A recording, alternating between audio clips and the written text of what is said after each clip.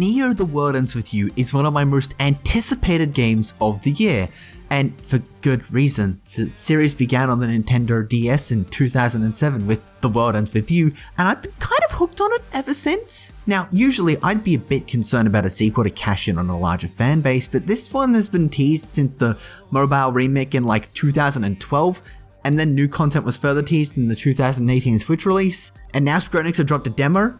What was I supposed to do? Not play it? The demo for Neo: The World Ends With You contains the first two missions of the game. Our hero is a boy named Rindo, a very different protagonist to the original game's Neku Sakuraba. Firstly, he actually has friends, such as Fret, a classmate he hangs out with a lot, and Swallow, someone he knows online because they both play the same games together. Fret and Rindo were just hanging out, getting a bite to eat when Swallow mentioned they were playing Fan Go, Final Fantasy Pokemon Go, at the Scramble Crossing. They head down there to meet the guy, and suddenly there are monsters and people fighting each other with psychic powers. Apparently, at some point between going for food and heading down to the Scramble Crossing, the two of them died and ended up in the Reaper's game, a game in which you fight and complete missions for a second chance at life. These missions take the form of small in-universe puzzles.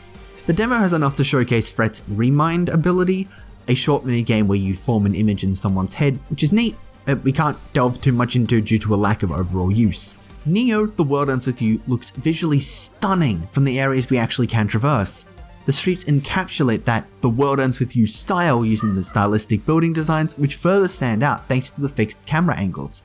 The belle of the ball here is the taste of combat we've been offered. You may remember back at the end of last year when I did a piece where I overanalyzed the first trailer to figure out how the game played. After all, The World Ends With You has such an iconic battle system that I needed to try and figure out how they'd implement something that captured the feel of the original, heavily touchscreen dependent system.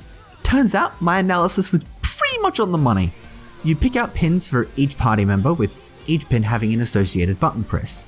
In battle, you loosely control the entire team at once by using their psychs, with the player having manual control over whichever character was using the last skill. If you fulfill certain conditions, such as knocking out a full combo string or striking at the right time, a beat drop gauge will appear on a struck foe. Hitting them again with another character's psych will boost your groove, which, when at 100%, will allow you to pull off a mash-up fusion skill. It is a fast and furious system that I had so much fun with.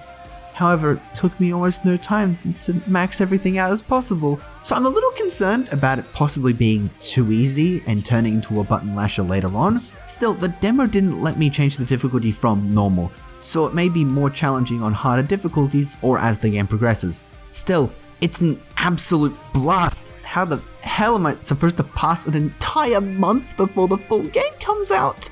I am way too excited. I've literally capped out on my pins. Someone help.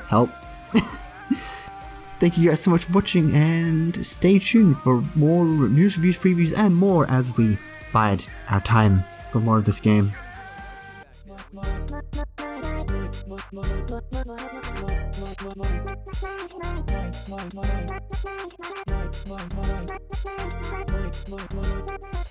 Noisy Pixel.